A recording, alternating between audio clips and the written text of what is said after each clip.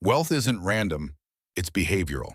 This is the scarcity divide, where wealth strategy meets psychology. Most people believe money comes from luck, connections, or working harder than everyone else. But in reality, money follows a much simpler rule. Value must come before reward. And the moment someone understands that principle, their entire life can change. Let me show you what I mean. One day in a crowded railway station, a beggar stood near the platform asking travelers for coins. The station was loud with footsteps, announcements, and trains arriving and departing. Every day, he did the same thing. He stretched out his hand, hoped someone would feel generous, and waited. Sometimes people gave a few coins. Most walked past. Then one afternoon, he noticed a sharply dressed businessman stepping onto the platform. Confident posture, calm expression, expensive suit. The beggar thought, this man must be wealthy. If anyone would give generously, it would be him. So he approached and stretched out his hand. But instead of giving money, the businessman asked him a question the beggar had never heard before. Do you always take from others? Or have you ever given anything to anyone? The beggar froze. No one had ever asked him that. He replied honestly, Sir, I'm just a beggar. I survive by asking for alms. I have nothing to give. The businessman nodded thoughtfully. Then he said something the beggar would never forget.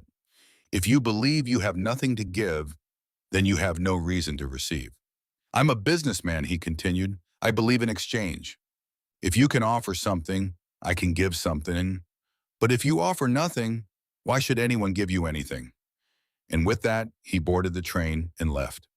The beggar stood there, stunned, not insulted, not angry, just thinking. The words echoed in his mind. If you want to receive, you must first give. For the first time in his life, he questioned the role he had accepted. Was he truly someone who had nothing to offer? 2 days passed. He barely asked for money. Instead, he kept thinking about the question, what could he possibly give? He had no skills, no products, no money. Then on the third day, he noticed something growing beside the railway tracks. Wildflowers, bright and colorful against the gray concrete. An idea appeared. What if every time someone gave him money, he gave them something in return? Even if it was small, he picked a handful of flowers and returned to his usual spot. The next time someone dropped a coin into his hand, he smiled and offered a flower. The reaction was immediate. People smiled. Some laughed in surprise. Some thanked him. Something subtle had changed. It was no longer charity, it was exchange. Days passed. He noticed something fascinating. When he had flowers, people gave more money. When he ran out of flowers, donations dropped. The difference was clear. People didn't just want to give. They wanted to receive something in return, even if it was symbolic, even if it was small. One day, the same businessman returned to the station. The former beggar rushed toward him. But this time, he didn't stretch out his hand. Instead, he held out a flower. Sir, he said, today I have something to offer. If you give me money, I will give you flowers. The businessman smiled. He handed him money and accepted the flowers. Then he said something remarkable. Today, Met, you are no longer a beggar. You are a businessman. Those words changed everything. Because in that moment, the man realized something powerful. People weren't giving him money out of pity anymore. They were paying for the flowers. That meant he had a product. That meant he had value. That meant he had a business.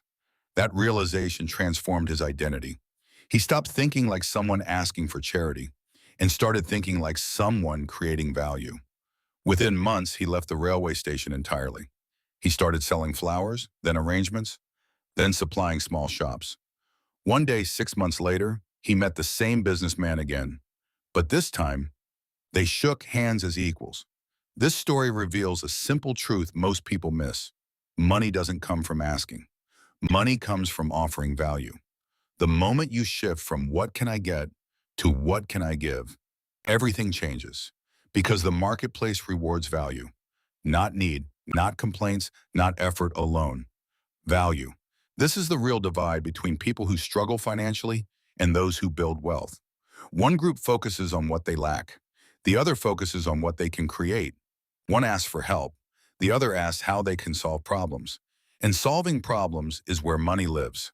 So the next time you think about money, ask yourself one question.